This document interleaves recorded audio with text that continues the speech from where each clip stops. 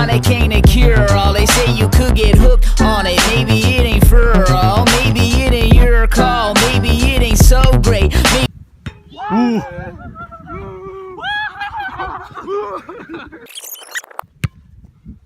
Excellent, homie, I ain't so great, man, I did it so late. I was almost 30, truthfully, I was scared since there. I thought it hurt me, truthfully, I was prepared to